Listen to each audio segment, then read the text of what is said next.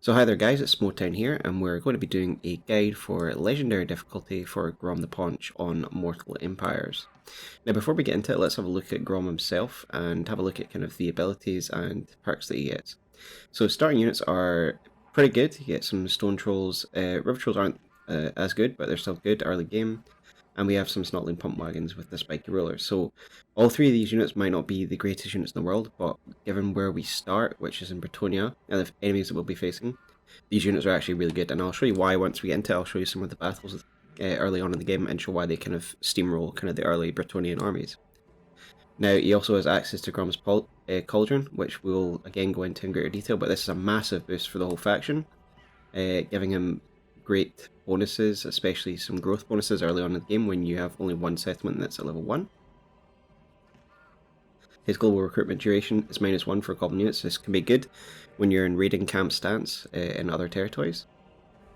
And we have some leadership and physical resistance bonuses for goblin units, which again isn't the best, but it's good for early game, so we'll take it. And this upkeep, -50% for chariot and pump wagons, again is really good at the beginning of the game, because we'll be stacking a lot of pump wagons, because again these just drive through Bretonnian infantry, which is the main force that we'll be facing at the beginning of the game, so they can actually be cheaper than goblin units early on in the game, which is really good. And he is a bit of a tank himself. He's got regeneration. And again, early game, Grom is a bit of a monster when it comes to taking on early armies. Later on, maybe not as good as a combat lord, but early on he's a bit of a beast, which is what matters. So let's get into it, and I will join you again when we load into the game. See you in a minute. Alright guys, here we are. We've loaded into Grom's campaign here, and a little bit of, obviously, we'll just talk about the Cauldron in a bit in a second. But let's first of all have a look at the short campaign objectives, because that's what this guide will be covering. And compared to other Mortal Empire campaign objectives, these are actually quite easy. So all you need to do are the chapter objectives, which are the increasing amount of looting and occupying and raising different settlements, which you'll generally do in a campaign, so that's not a problem. This one here is the main problem: destroy the following faction, your rest, but again we'll get into that later. This, as far as my testing goes, you don't actually have to have it at the time that you've completed all the other objectives, you just have to have had WA at one point essentially, so again, not a problem. And the following amount, raiding, again not an issue. We'll be going into raiding stance whenever we're kind of invading enemy territories, and some rich provinces can give you 1,000, 2,000 a turn, so you can get that pretty fast. And maintain a total of these following unit types. So again, rogue idols, arachnorcs, spiders, black orcs, and the rock lobbers. I mean, we're going to be using those quite in abundance, so again, not an issue. So the only one that's an issue is Yvresse, and this is a lot easier than some of the other campaigns where you have to hold certain territories that can be miles away from your starting position. So again, not that difficult, and that's why in general I think this campaign is quite an easy one, given that you've got quite a strong starting army, a strong starting lord, and weak enemies around you. Now in this guide we will be staying in this area. I know there's some people that suggest that you should move to other areas, which is obviously a good tactic, given that they're probably better suited for greenskins and you can confederate others. However, in this guide I will be staying here, and the main arguments why, first of all, are the enemies that surround us. So Bretonnia are in general quite a weak faction, especially early game, which is when you'll be mainly fighting them. Grom's early army, and if you add in more pump wagons, can absolutely destroy these armies, and I'll show you again in the battles. So that's reason 1. And reason 2 is that just across the water is Yvresse. So you've got a really good staging area here to take on your kind of main objective of the campaign, which is destroy Yvresse. So if you take over Aquitaine and you take over these areas in Carcassonne and Bordelot, you've got a good staging area for taking over Yvresse. It's only a couple of turns across the water. So with that being said, let's have a little look at Grom himself.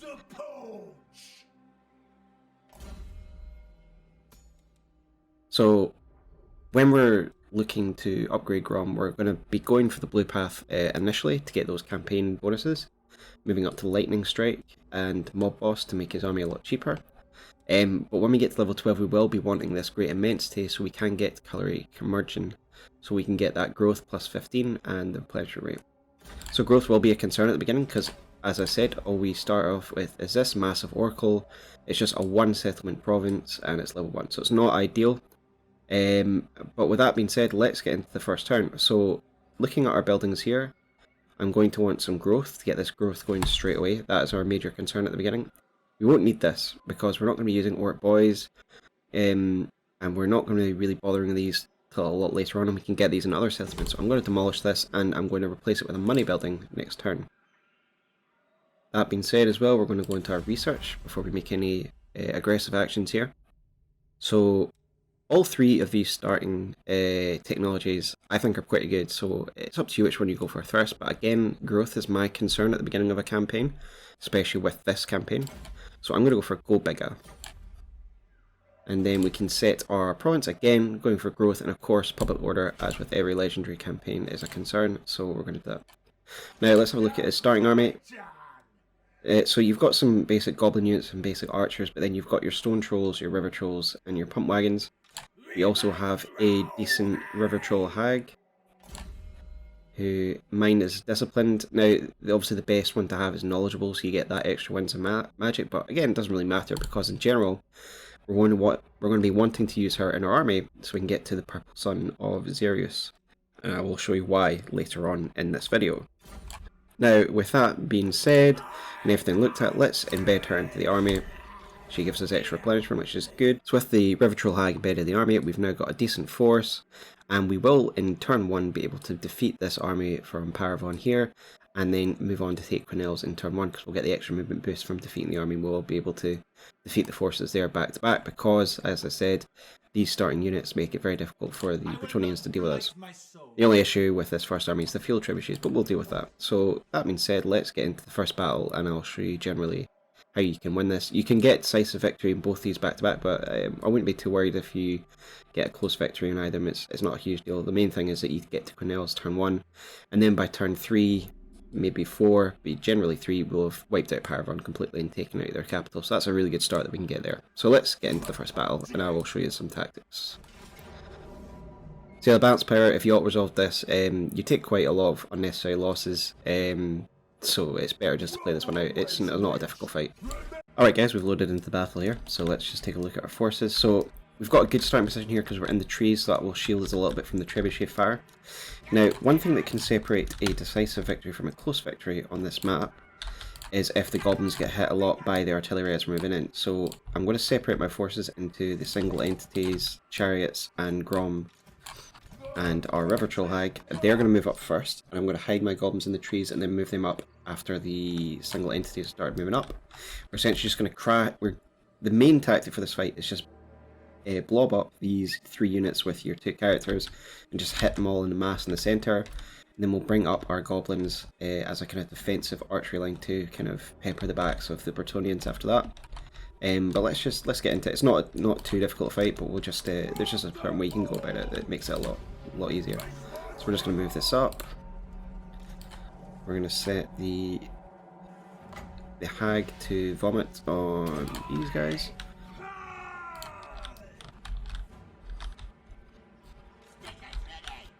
And then once they're up a little bit, we're going to move these guys forward here. And we're just going to barrel right through these peasants and units, and we're just going to smash the trebuchet straight away. And we're going to just Spirit Leech the general if he's around. Can't see him. And just keep them rolling, because movement's the best thing for these guys.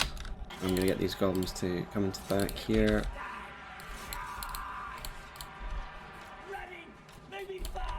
And we're going to get the archers to fire up here.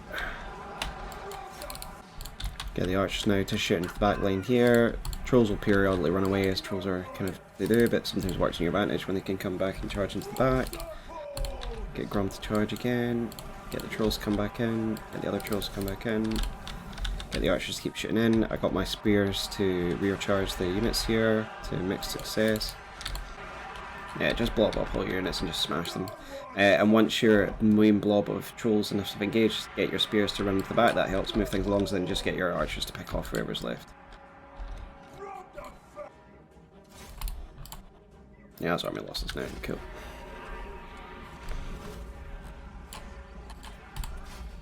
I got a close victory, so that sometimes happens, but it's fine.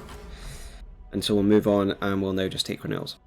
So as you can see, early game, your trolls and your snotling pump wagons and Grom and your river troll hag do really well. Okay, so yeah, back now, guys. And yeah, we will just take that replenishment. Generally I take the money. Yeah, we don't need the replenishment, we'll just take the money. Our economy is quite weak at the beginning as a greenskin faction, so it's always good to take that money. And the replenishment's not really worth it. So yeah, you can see we're in movement range of Cornells, but before we do that, we will level up Grom since he did level up. So as I said, we'll be going for Root Marcher, and we'll be moving along to getting these money ones like Looter and Ravager, because we will be doing raiding, looting and sacking, so it's very good to have those. And we'll upgrade our Troll Hag. We're going to be moving her along straight along the spell path because we want to get to the Purple Sun of Xerus as fast as possible. Oh, I didn't do it there. We'll just get another Spirit Leech there. Alright, before I move on, there's something else I want to mention. So, you can get a unique building here.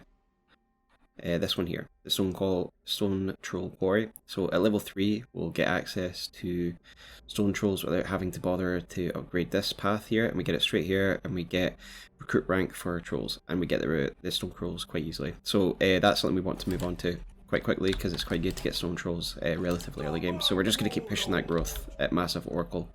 So now we're going to do the next fight at Cornells, and you can sack it if you want to, but I'm generally just a fan of just taking this one because we want to move on to Paravon as soon as possible.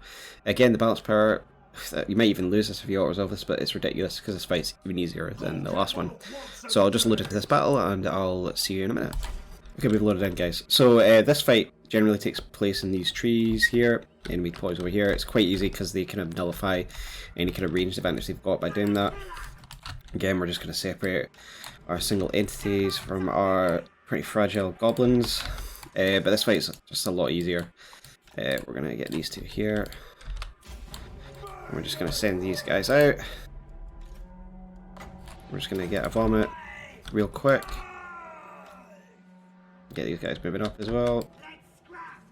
And then we'll get these guys moving up over here. The good thing about sending your single entities first, if you didn't see it for these early battles, is that Grom and the Trolls kind of take all the attention and they try and wrap around them, which means that your Goblin Spearmen can usually rear charge the Bretonnians, which means they're going to break really easy because their morale is absolutely terrible.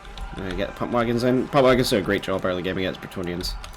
So we're going to be building a stack of that as soon as we get Massive Oracle up to level 2, or Paravon up to level 2. And as you can see, despite the ridiculous balance power, we already have victory in our grasp. It's good to keep your Trolls next to your General, obviously, because their poor leadership just makes them so easy to break. I don't really have a General, but might as well use that. And this is just, yeah, this fight's just a complete wash. They're already running. Oh, I should just skirmish them. And Grom can chase these archers down, and then it should be it. Army losses soon. Yep. Alright, yep, so as you can see, that's a far easier fight. And yeah, you should easily get decisive that time. The balance power is just really not reflective of how powerful these units are against early game Bretonnia. And how rubbish their morale is. I barely killed any of them there, really. Well, about half of them, and they all just ran. Alright, so another decisive, so that's pretty good. More money.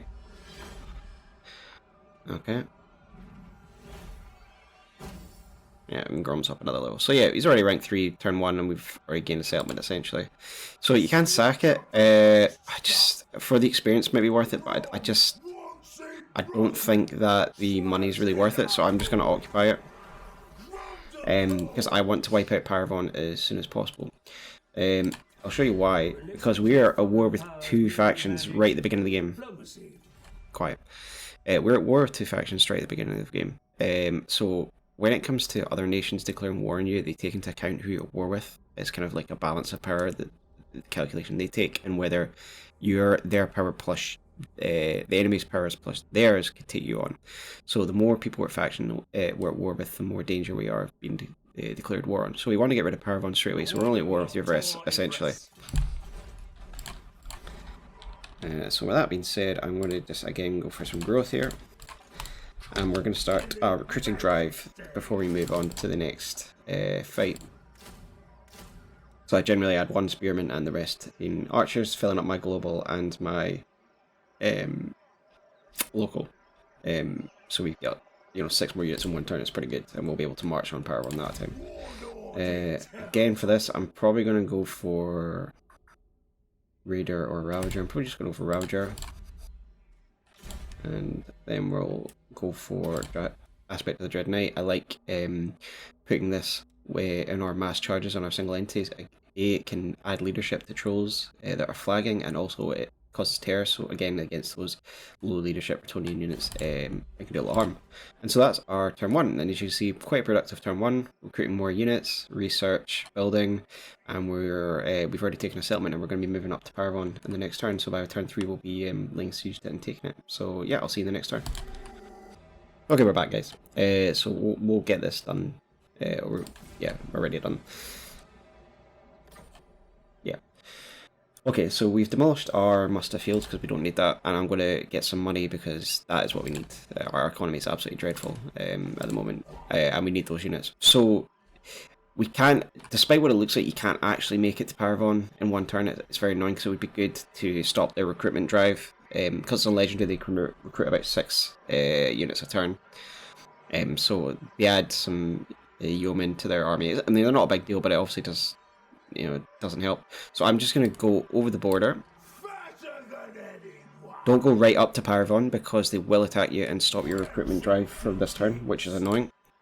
So I'm going to recruit more archers and 1 more spearman. So we prefer to fight Bretonnians in their castles behind walls, and I will show you why when we do the next turn and I do the siege.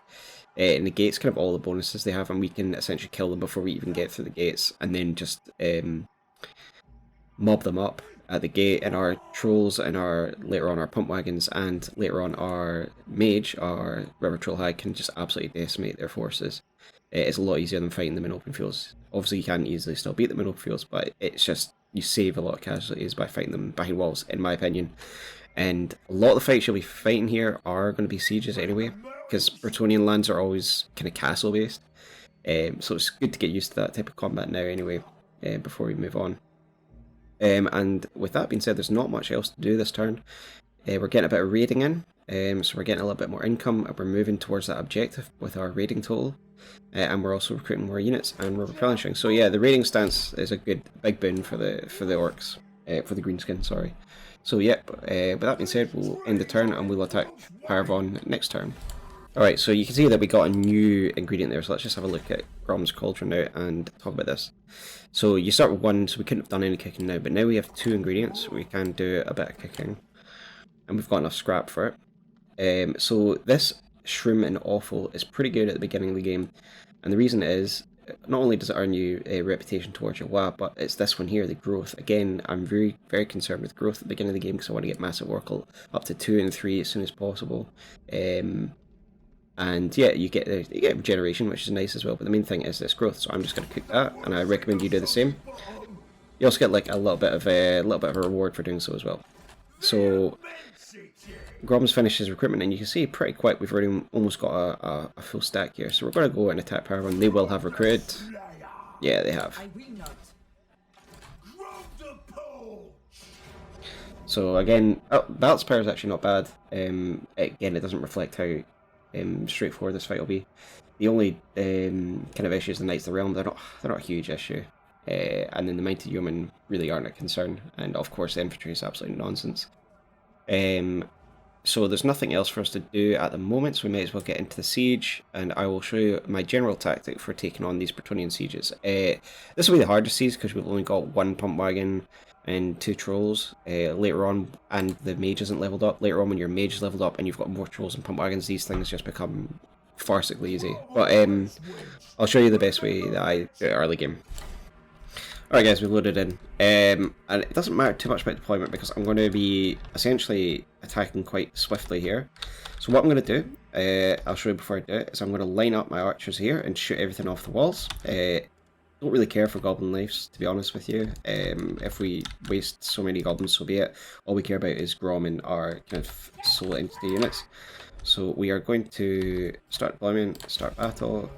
Okay, and while that's happening, we're going to get Grom to punch down the wall. And we're going to get the goblins and things to move up there as well.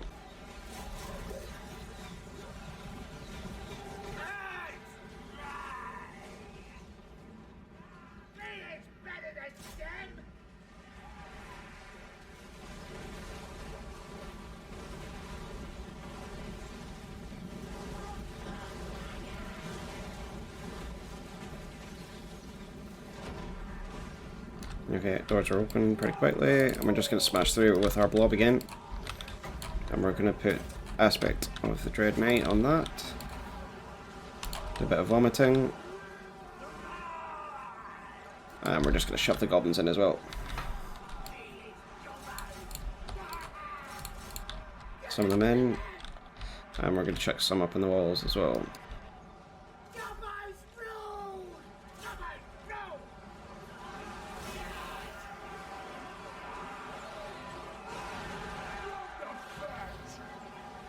You can put the bangers and mash on if you want. Bangers and smash, sorry.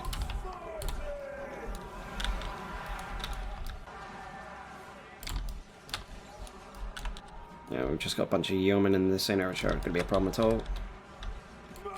Knights of the Realm are broken. Right, let's just charge in here. We'll just get everyone to come in as well. As well as Spirit Leech their heroes.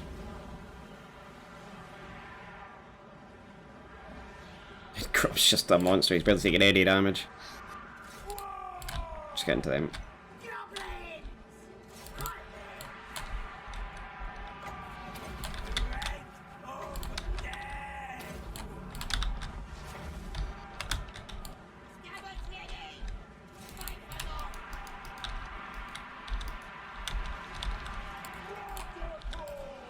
General's almost dead. Or the hero's almost dead anyway.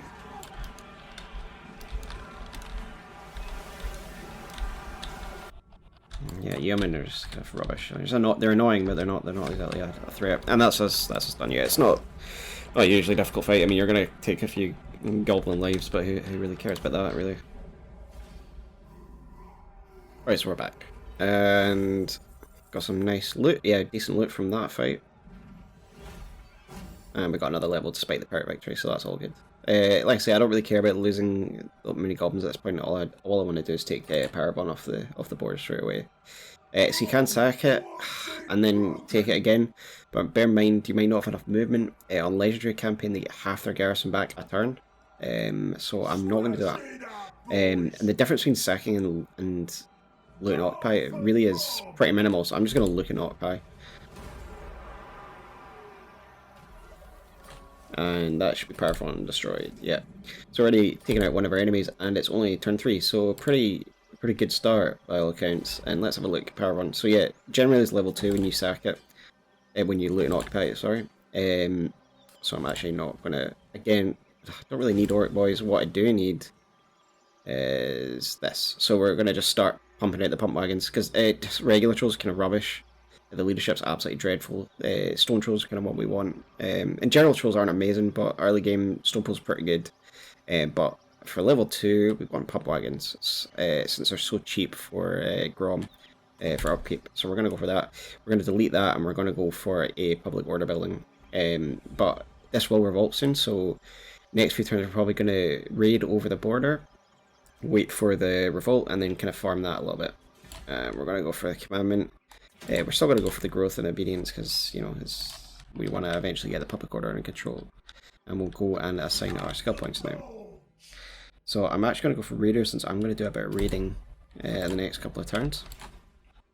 So yeah, pretty decent start. Might as well combine some of these. Yeah, and combine some of these. And just get a couple more of those. More archers. And yeah, massive oracle, still level 1, so yeah, it's not great starting settlement. It gets really good later on, obviously. It's quite a good defensible location and things like that. So before we end the turn, let's talk about what our next moves are going to be. So we are surrounded by enemies, except for one. So now that we've come into contact with Scarsnick, let's open up diplomacy with him. Scarsnick, on this generally, it's taken out very early, which is annoying because he'd be really good to confederate, and you can't do it, so I suggest as soon as you get here, another benefit to taking Paravon turn 3. Turn 3 we're already able to start diplomacy with our man, start building up that relationship. You can send him money if you want to build it up, because you will generally get deleted about turn 20, if not turn 30. He's just got too many enemies around him. He starts wars with the Empire and generally with those dwarfs that are there. But yeah, looking at our next moves. So we are surrounded by enemies. Quite often these guys will declare war on you, but really they don't often come out of their forest. Especially early game when you're kind of generally going to be hanging around here. They're not going to be bothered with that. So I wouldn't concern yourself about them. There's not really any benefit to invading their territories. They've got heavily defended garrisons and you take attrition. There's no point. So don't bother with them unless they come out and attack you, which is rare. It does happen though. To the north, for some reason, most of the time I've done this campaign, the Vanaheimlings, so the Norskins, will declare war on you. And there's no real logic as to why. It's legendary difficulty, people hate you. And they declare war on you. It's nothing we really do to avoid it. Just be aware of it. And what they'll do when they declare war on you is they'll sail an army right down here, right through Carcassonne, and down towards your territories, wherever they are here. So just be prepared once they've declared war. I'd say within 5 turns you're going to probably find an army on your doorstep. They usually sue for peace if you destroy 1 or 2 of their armies. So it's just something to be aware of that I've seen pretty much every time I've done this campaign. Next, you're surrounded by Bastogne, Bordelot, and Carcassonne. Now, for me, the weakest is generally Bastogne, so it's one that I go for, the one I start kind of bullying next, and that's mainly because I think it's Carcassonne or the dwarfs out here. They hate them as well, and they generally destroy their armies, so you can come in and take one first, really easy to take, and then you can take Castle Bastogne pretty early as well. Bordelot and Carcassonne are going to have to be dealt with at some point as well, however, because they just love reading your lands and being annoying, and they're very apt to the united against us mechanic. So that's the mechanic if you aren't aware, and you'll see it a lot in Legendary. It's quite annoying. So we have got an enemy at Warsaw. There's a good chance that they will persuade someone through diplomacy to join war with us, whether it's logical or illogical. And Bordelot and Carcassonne are big chances of that happening with them. So you have to be aware of them. And they will need to be taken out before you launch your campaign against Yvresse. Carcassonne, I've only had to deal with them a couple of times because they're quite far away. It depends how strong they get and how far down they come. But again, an enemy I might have to deal with. Mousillon, I think that's how you pronounce it. Apologies if it's not. The vampiric Bretonnians sometimes are united against you as well. In one of mine, I had to take out their lands and take control of their lands because they attacked me. So there's a lot of potential enemies around here, which is why I'm sure a lot of people don't like staying here. But again, in my experience, I find Bretonnia extremely easy to deal with, which is why I don't mind staying here. And it's obviously very close to Yvresse. It's just a stone throw away. So Yvresse has already got 4. Yeah. So we'll talk about Yvresse a little bit. So a lot of things can happen with Yvresse that affect the way that you play. So, for example, they can invite all the other elves to join war with you, and that's happened to me multiple times. And so when I come over to attack them, I have to go with war with I have to essentially fight off Étain and sometimes Gothique. However, there are also times where the Cult of Pleasure will just come in and destroy all of them, meaning you don't even need to deal with Yvresse, they'll get destroyed for you. And other times they get into a war with Étain or Gothique or Safri, and they also get destroyed, or they destroy the others. So just keep an eye on the politics of the High Elves. Be prepared for Yvresse to occasionally send troops over, but again, they're quite occupied with the island of Oathwan, so they don't often come over. So you can be unlucky in that they get destroyed by Cult of Pleasure or other High Elves, or you can be unlucky in that they become the dominant power or ally with other powerful High Elves. So just keep an eye on it. Generally, you'll get an idea of where things are heading by turn 30 to 50 if you're going to have to go over. Obviously wait for a while to do that, but we'll get to that a little bit kind of near the end of the guide when I've gone over the kind of beginning 20 or 30 turns, and I'll kind of leave you with what you should be doing next. So that's this turn for now. We're just recruiting some more goblins. One thing to note, one thing that is annoying about this area, and again is an argument for being here, is you can see this is an unpleasant climate, so we've got a little bit of obedience, and the construction cost and rate is a little bit up, 50%. So you can notice that it's taking 3 turns. I think it usually takes 2 turns to, my maths works out. So it's a little bit annoying, again, another argument for not being here. But despite these negatives, I think that this is just, the enemies are just so easy in this area. compared to like moving down to the Badlands or what have you. And it's a great staging area for Eurus, so you know, good and bad. We're almost quite close to Wa as well. You can save it for an early attack on Eurus if you want, but generally I use it to wipe out both Bordelot and Carcassonne in one fell swoop, because those are your main annoyances, and we'll probably have taken out Bastogne by then. So let's end the turn, and I will see you next turn. Alright, back guys. So we can see that the food's having an effect, so we're getting the growth, which is good. I think Massive Oracle's ready to grow. Yep. So you generally around this time you're ready to grow up Massive Oracle, which is great. Go Big is done, so we've got that growth from that as well. So let's just put that up straight away. So we get more growth, more money, and some more buildings as well. Probably a public order one, since we've got the pub wagons over here, it doesn't really matter. And here I'm going to get public ordering, so not only can I recruit a Goblin Big Boss, which I want to do, but also I get the public order bonus, which is fine. So now I'm going to move over to just over the border in Bastogne. See the recruiting. So to be honest, you could take on this army, no problem. But we don't want to declare war on them yet. We want to get a bit of raiding in. We want to build up our territories. We also want to be prepared for the inevitable rebellion that's going to happen here. And we also want, you know, there's a chance that Carrick Elf will do the work for us. So we're just going to go raiding. It's not much, but it's moving us towards that objective total again. So let's have a look. So yeah, we're already moving up towards there. And we'll just select our next research. So go fast is great. I'm going to go for Gobos because I want to get that extra leadership for the Goblin units because they just break so easily, and obviously the upkeep's pretty nice as well. After that we're going to go for Go Faster, no infighting, because I want to get to this Healing Mushrooms casualty replenishment rate, because that's very important. Obviously in legendary campaigns you need to be able to fight back to back. So I'm going to go for that.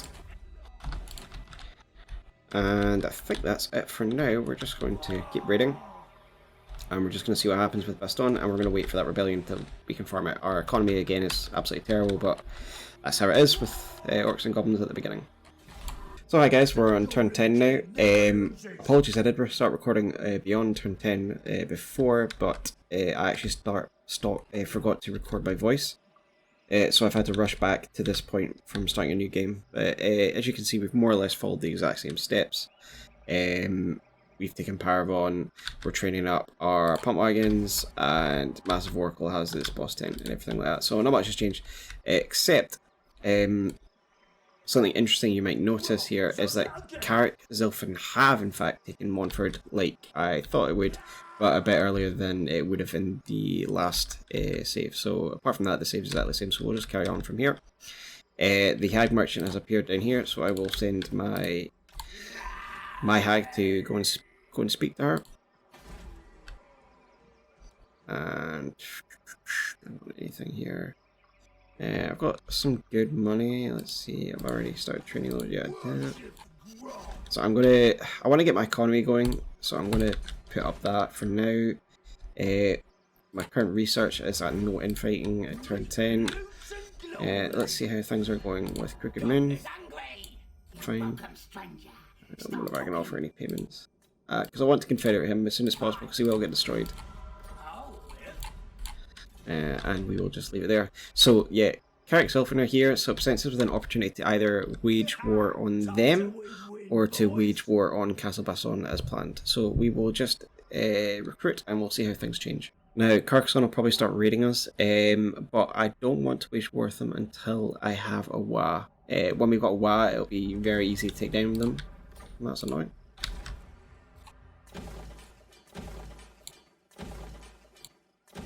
Yeah, that's fine. Yeah, so we will... I think we're going to move on Bastogne first of all, because they're only a one settlement faction now. Whereas Elfin will have 2, maybe 3 at this point. So we will just take on Bastogne. It'll be quite a hard target, but we can do it. So Grom is here. I want to spend 2 turns doing this. No, I don't. Oh shit, what am I talking about? It's because my hag's not here. So I'm going to send her over there.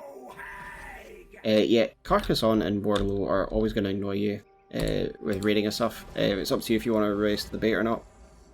So goldfish is obviously a fish, which I want, so that's a blue ingredient, so that's a different one. I'm still going to let this run though for now, and then I'm going to get her to come back. I'll get my ashes to move up a little bit further.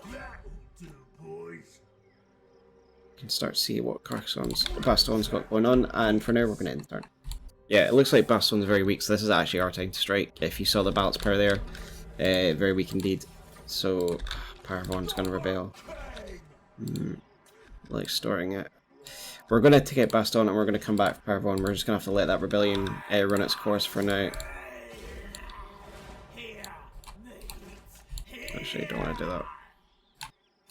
We can take Bastogne in one turn, and we'll do that. Yeah, this is the thing with Legendary. Sometimes you just have to take your chances. If you see that an enemy's been wrecked pretty hard, then that's your time to go and attack it. So Bastogne's generally the first of the Bretonnians to get weakened. She's not gonna be able to make it. That's fine. So yeah, because Zilfin weakens them quite a lot. They've obviously just destroyed their other army there. Yeah, that raiding's what's causing that rebellion. But Paravon, level 2 settlement, the rebellion won't be able to take it away straight away. We'll be able to come back, and it's worth it taking Castle Bastogne. So let's go ahead and do this battle. Alright, so Decisive Victory, we'll take that.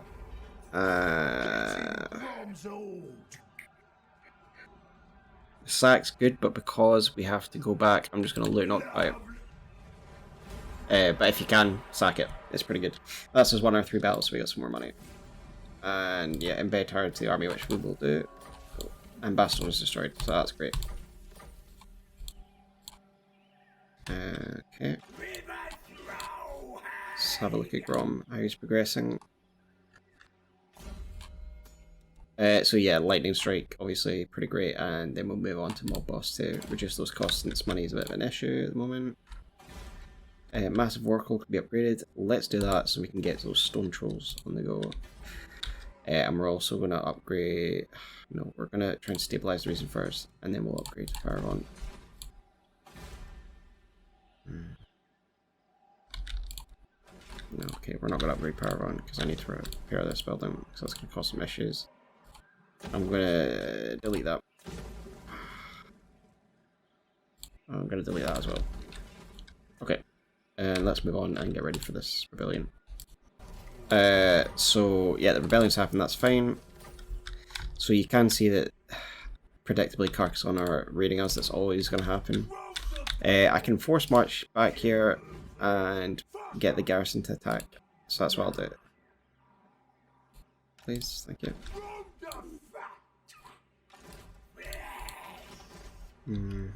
Okay, so again, I'm gonna have to get that going on that. And more money. And get the garrison to attack. And we'll just auto resolve. And we'll take the money. Okay, great. So that's that rebellion over. And got the money for that. And Bastogne has been defeated. So we're in a good position. There's going to be problems there, public order wise, but that's absolutely fine. So Crooked Moon have been hit quite hard, so we should be able to get some more treaties with them. Just concerned that they are going to get destroyed, but I can't federate them yet. I might just be throwing money down the well here. They do just get destroyed so easily in this game, but let's just try it, see if we can federate them in time.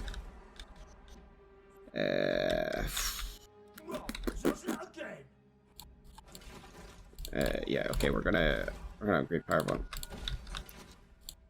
Massive Oracles getting upgraded. Once we get to 3, we will be building that unique stone troll building, and we will be replacing some pump wagons and archers with them, and building up towards Awa to take on Bordelot and Carcassonne. Thinking about our next moves, there's a possibility we could take on Zilfin. It depends how strong they are. They're quite strong. But pump wagons are quite good against dwarfs early game. So we'll have a think about that. We'll just rest this turn and we'll see you next turn. So this is actually good. Zilfin is now at war with the Barrow Legion, who are right here on their lands. So they're going to be distracted by that. So we're going to raid them and then possibly jump on them when they're weakened. We're going to wait for those stone trolls a little bit.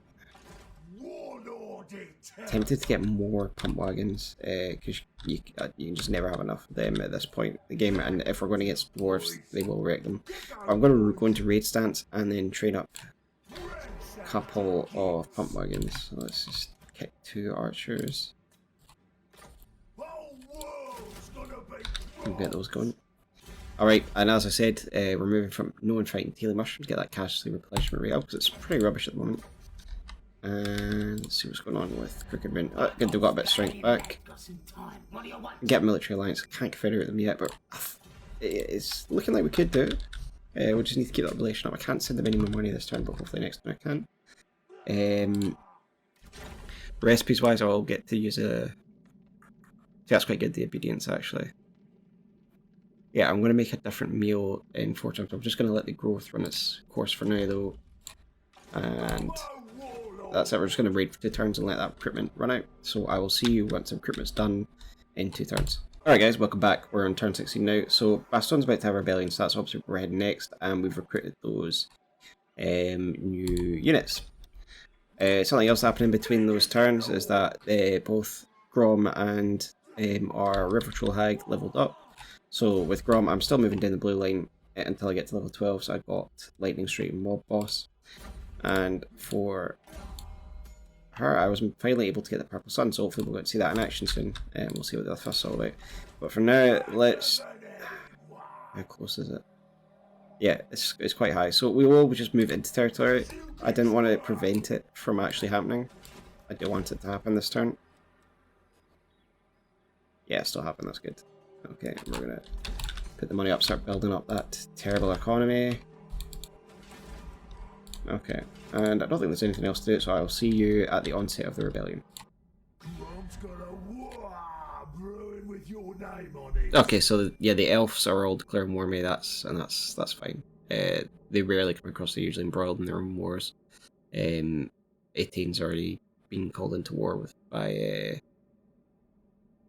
Everest. So yeah, unfortunately, we are at war with quite a lot of people now, which is not great. As I said, people are more likely to declare war at you. Scourge of Cain. That's not much we can do about it. Let's just accept.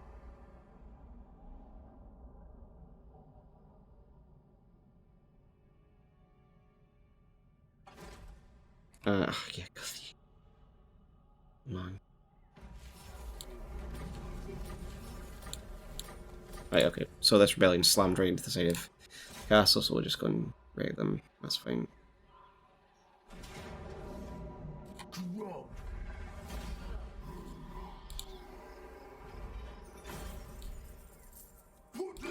Right.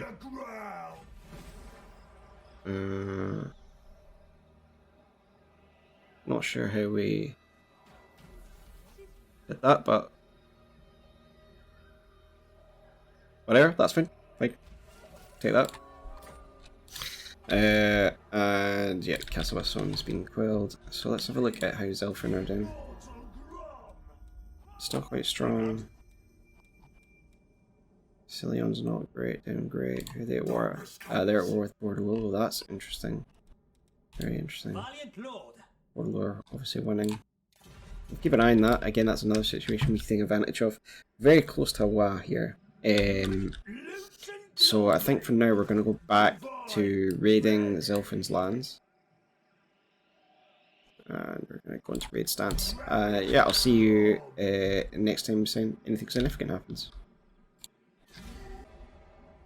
Okay, so Bordelot of Warnorth my land. I'm not sure what they're doing there at the moment, but we're just gonna stay where we are so we can keep an eye on them. Crooked Moon tried to invite us to go to war with the Wood Elves, but I just don't need more enemies, so I rejected that. Right, okay, so can I build this yet? 4,500. So we'll be able to get this next time, so I'm actually going to hold off on building something and start building that, because that actually provides me money as well. And that's a few turns away from building, so is that. So we're all good. Our food has run out here, so let's cook something else up. Let's have a look. So fishy breath. So the fish and the mushroom gives you this fishy shroom burgers, and you get the fishy breath. We're also getting more growth from the plant, and we're getting obedience. So this is a great recipe. So more income, more global recruitment, cooldown and obedience, reputation, growth, all great. Also, the fishy breath is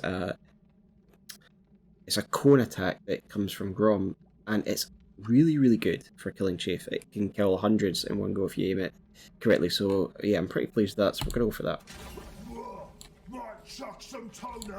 Pack merchant's been spotted. Okay, they were 97, so 3 turns away from what? I'm actually going to go and raid more of those lands now. And I'm going to go and send my hag to go to Paravon.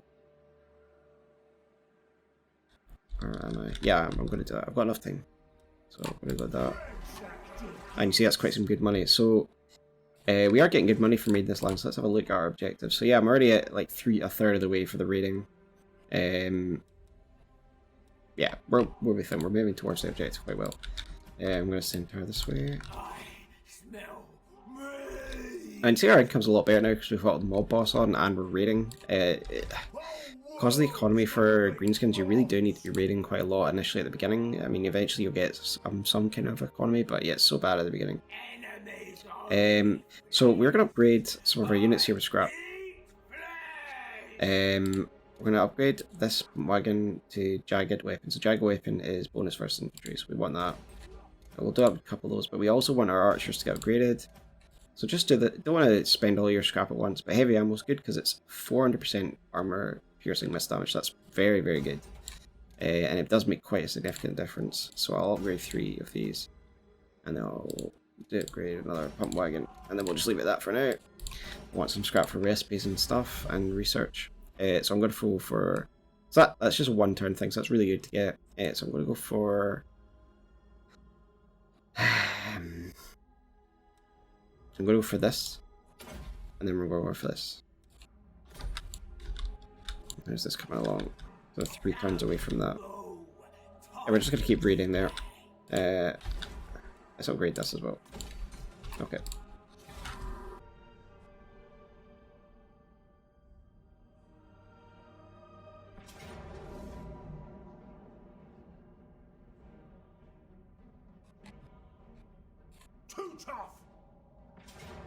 So something interesting happened over the intern, and this is possible, but it's rare. I've not seen it much. Where the elves have now attacked me with quite a force. Should be able to win this, so let's dive into it. Again, this happens unfortunately sometimes, guys, but you just have to deal with it. Roll the punches. So let's have a go. All right. So again, we're just gonna mob up here, and we're just gonna roll into them because they're just mainly infantry. So I haven't got much to counter this. So let's just go into them. We're miles away for someone who's the aggressor. Okay.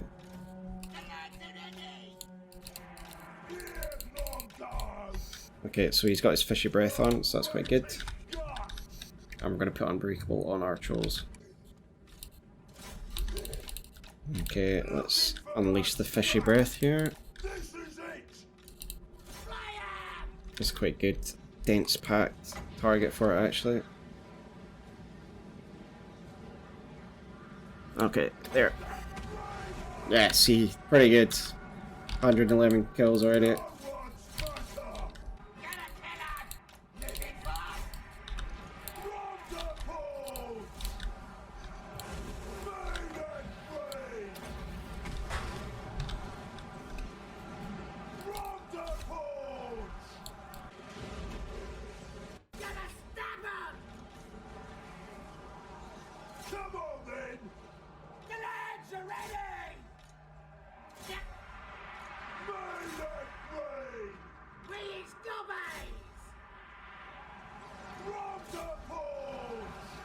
So we should be winning this. Early game pump wagons and trolls are a really potent combination. We'll probably need to go back to our base and recharge forces while after this because it's quite a tough fight. But these things happen in Legendary, guys. That's why you prepare like this powerful army with pump wagons and trolls. And yeah, as you can see, Fishy Breath's done its job. I've got 320 kills with Grom there just from the Fishy Breath, essentially.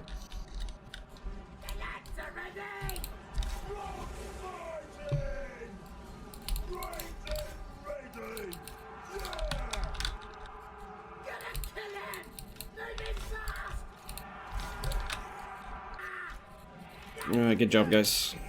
that extra leadership going against Elves working there. Yeah, it was a Pyrrhic one for sure, but yeah, they came with overwhelming force, so we trumped them, so that's good. So, moral of the story, expect the unexpected on Legendary. I wasn't expecting that, but yeah, I was able to fight it off. And Fishy Breath, very powerful. Yeah, punishment's absolutely worthless, so I might as well take that. Yeah, that whole army's gone. Excellent. I can even chase this one down. Oh, and some good news though. Look at this. Excellent. So, yeah, they very well... Yeah, we'll go for tribute. And we will do this battle soon, because it's good for public order. But let's see, diplomacy-wise, if I can get a peace deal with Kvik. If not, I'll just smash that last army. Absolutely no problem. Oh, they're still quite powerful. Okay, so... we've got enough for a while, but we won't declare it yet until we've cleared out these Kvik menace. Because they have the potential to be taking one of our minor settlements just with that. So we do need to kind of take them out. I'm probably going to have to fight this one manually.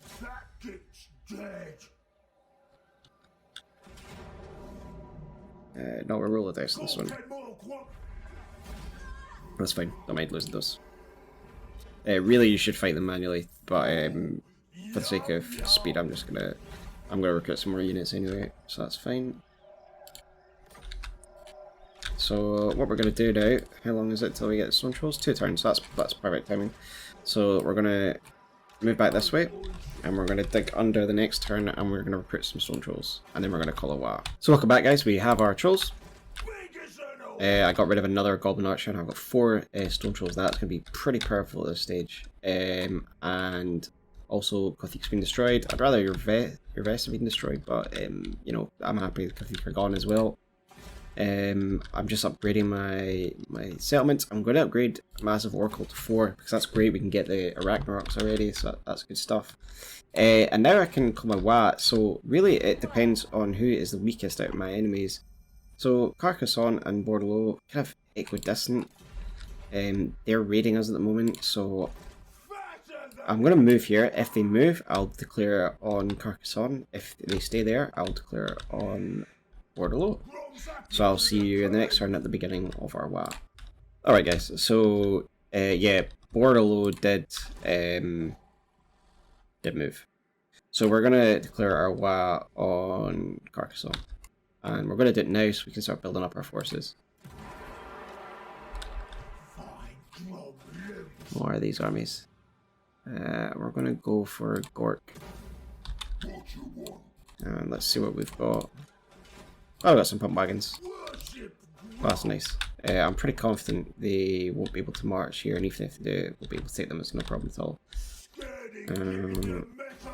See if I can build anything else. I might want to start putting up some walls, but I can't afford it at the moment. Raiding stashes are good. It gives you more income from raiding and post-battle loot, so I'm actually going to go for that. Okay, so moving on. Okay, so they've marched someone up here. Again, I'm pretty confident, given that Brion's only at level 3, that we'll be able to take this. So let's roll the dice here and have a look.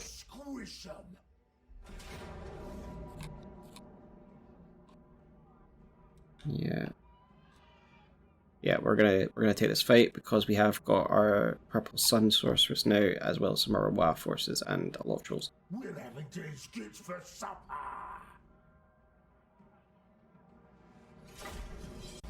So our WA's off to a good start, guys. Let's take the money. Replenishment's pretty rubbish, so just take that. So we should now be able to occupy.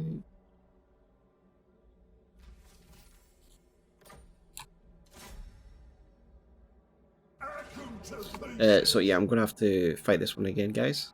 Alright guys, so we won that one, and now we'll be able to occupy. That was actually a mistake on my part. I did actually mean to attack the town the first time round. So we'll just occupy that. This is Grom's place now. Grom the Paunch. Okay, great. So we are coming to the end of our guide here, guys. As you can see, I do have elves coming in, but I will leave you with hopefully obtaining my WoW objective. So I'll catch you up when we're outside the gate of Carcassonne, and if anything else significant happens. See you in a bit. Alright guys, so we're one turn away from ending this guide, and again, maybe I'll end it with the Siege of Carcassonne, but you see that the elves have come across here. Again, they will do this from time to time. I've got, just for some backup, I've got a unit of renown, and I recruited another pump wagon in anticipation, but my WoW is also growing. So I want rid of these guys, so what I'm going to do is I'm going to take a gamble, and I'm going to set an ambush right outside the city and see if they go to attack it. Now, meanwhile, building wise, I'm going to upgrade this so I can get Goblin Rock, Lobbas, and the other types of pump wagons. We're not quite level 4 yet. Yeah, so with that being said, we're going to end the turn and see what the elves do.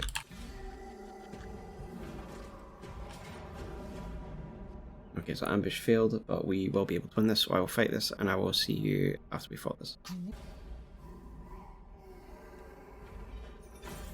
Swap them for something useful. There's good eating on them.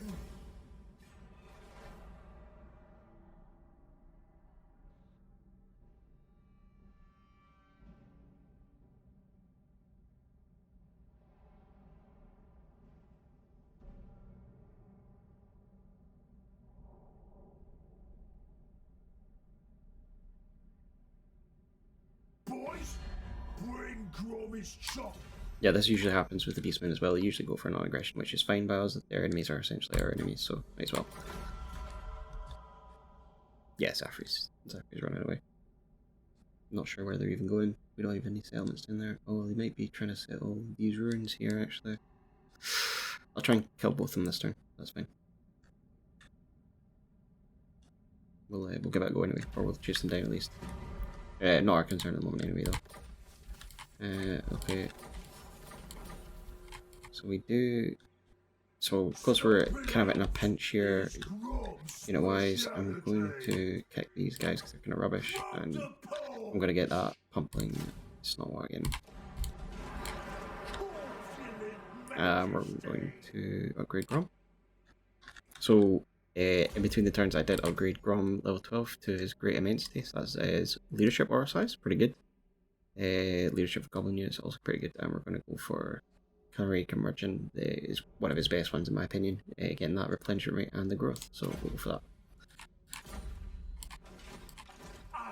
that. I'm not going to upgrade Bretonnia now because it's quite tenuous and I feel like there's a good chance we could lose it, much like Cornells. So let's go and attack your verse here.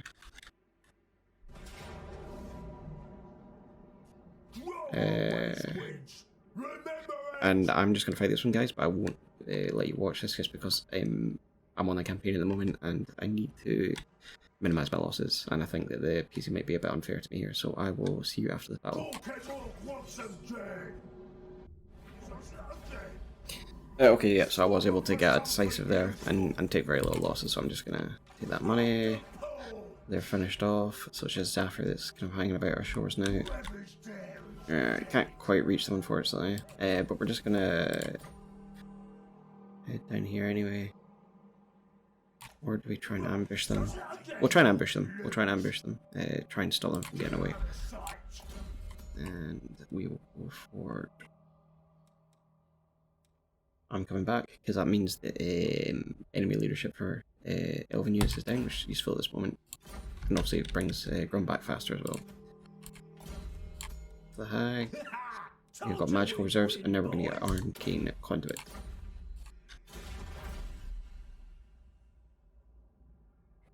And we're going to go for Egamon for the replenishment again.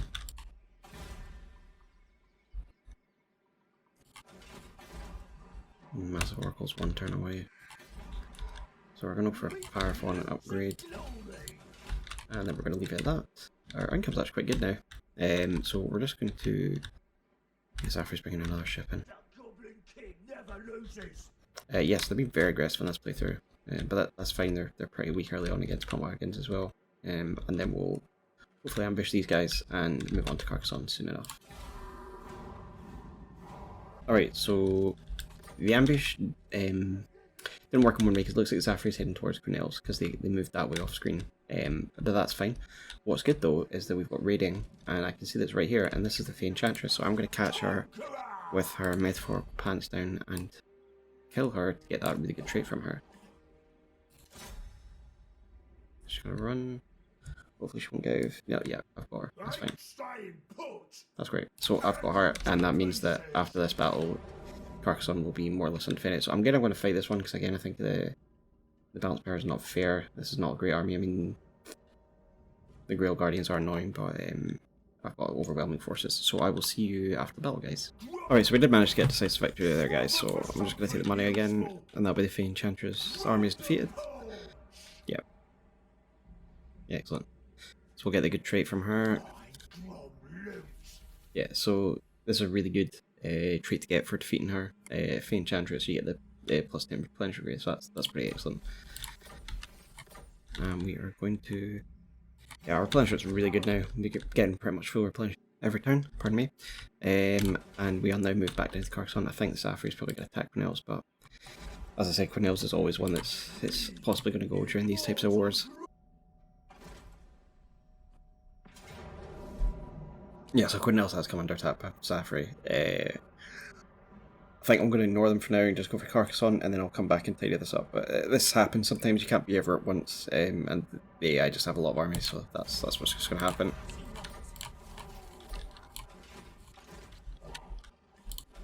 Alright, so I managed to get a big boss, so we're going to try and get her to start blocking that army there. And we're going to march Grom's army down to Carcassonne, because we want to get that done as fast as possible, so we can tidy up what's going on with Zafri. Kind of loath to put money into this because there's a good chance they're going to sack that as well, or they could just settle in Cornells. So again, I'll just see you next turn. We'll just keep pushing down to Castle Carcassonne. Yeah, so as predicted, Cornells has been settled by Zafri. PC does this quite often. They sack it, they raise a place and then settle it. I'm not sure why that. And while it's tempting to go and take out of them now while they're replenishing, I'm in range of Carcassonne now, so I'm gonna go and take that and finish off Carcassonne now. So that's one enemy down. Yes, they're already rebuilding the army as well, so I might as well take them. Yeah, again, nothing to be concerned about here. We've got plenty of forces, we've got trolls and pump wagons in our reinforcements and everything. So since this is the last battle of my guide, before we talk about the future plans and where you go from here, I'll show you more of this battle, and we can, kind of see like the full force of trolls, backed up by magic and kind of my general tactics from here on out. For sieging Bretonnian castles, which will be kind of your mainstay for another 10, 15, 20 turns until you've established a beachhead. So yeah, we'll get into it and I'll see you in there. Alright guys, welcome to the siege of Castle Carcassonne. So we're going to move where reinforcements come in just to limit the amount of people that are on the walls. Archers are going to walk first with her. And let's just start the battle. So she's going to go right up to the gate. Archers are going to, as usual, take up the position there.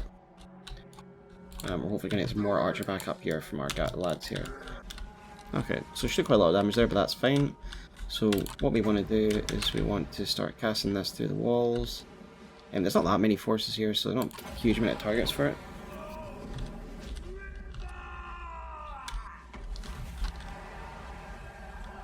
Yeah, so usually, I mean, obviously if they're more well defended, they'll have a lot of stuff here, so you can just bomb them with those spells. But yeah, it's pretty tame here.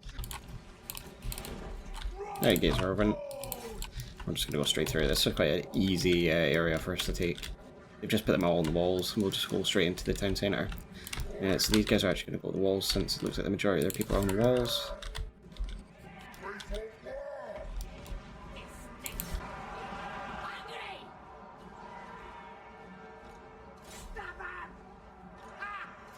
Yeah, so the trolls are so good at this stage of the game.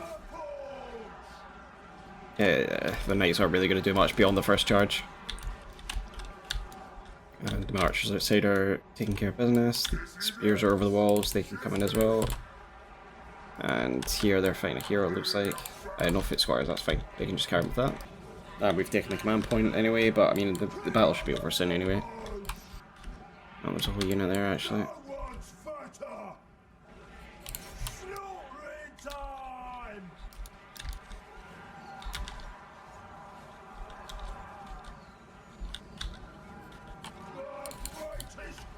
Yeah, that's it.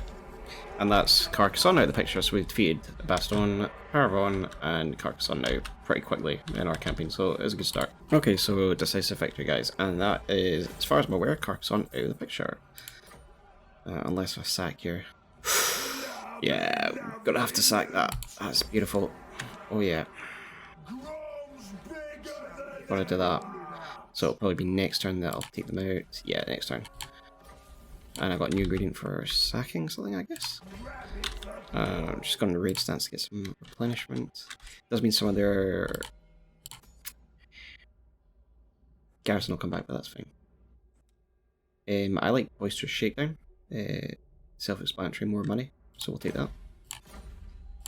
And for River Troll Hag, we'll get the replenishment again, because we've got all the spells that we need, and the rest just icing. Right, so hopefully he can block this. Yep.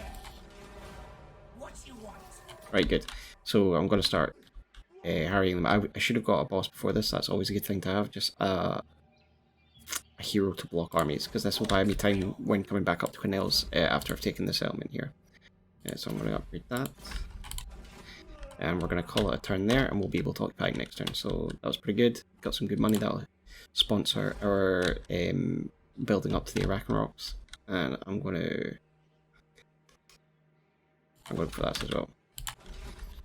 Okay, next turn. Alright guys, here we go. The final turn of this guide. So we're just going to jump in here.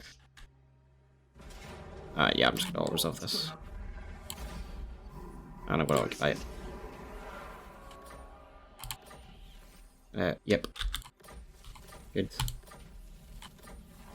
Wild target occupied, and faction destroyed. So yeah, we're only 34 turns in and we've destroyed 3 of our enemies, so it's pretty good. And let me just do another... Yeah, I'm going to go for this. Melee attack for goblin units and come down size, so yeah, we're going to go for that. And we're also going to hire this Regiment of Renown, because not only are they a better version of swamp trolls, but they also give you a new ingredient for your cauldron. Oh, so I never got. Apologies, but if you hadn't got that, you would be able to get it with this. So yeah, we're looking good on our ingredients, but we will leave it there. So that's the end of the guide, because if I go any further, it's just going to become a playthrough. Because the further I get into this, the more desperate the situations be from what you might experience and what I might experience. So there's no point in me really carrying on at this point. It would just be me doing a playthrough. But we'll recap what I suggest in this guide to do for your first few turns, for your first 30 or so turns, and where we go from here. So to recap, you take Cornells and Paravon turns 1 and 3. Then you build up your economy, build up your public order, start raiding around here, wait for Castle Bastogne to get weakened, jump on them, take their territories. And then when you're ready, you declare war on either Bordeaux or Carcassonne. Whilst all the time keeping an eye on the politics of the High Elves, looking out for the Vanna Highlands, which for once have not attacked me, and watching out for the Elves coming to your shores, whilst using your Wa to defeat not only Castle Carcassonne but also Bordeaux, because that is what I would be doing here. I've got 13 more turns, so from here I would be attacking Cornells and then moving up and declaring war on Bordeaux and taking their properties as well. And so by about turn 40-45, we would secure this entire kind of basin here, and we have a great beachhead to take on Uris. And at that point, it depends on what happens. Some of these factions, Artois or Caron or Mucilion, might be aggressive with you and you might have to fight them.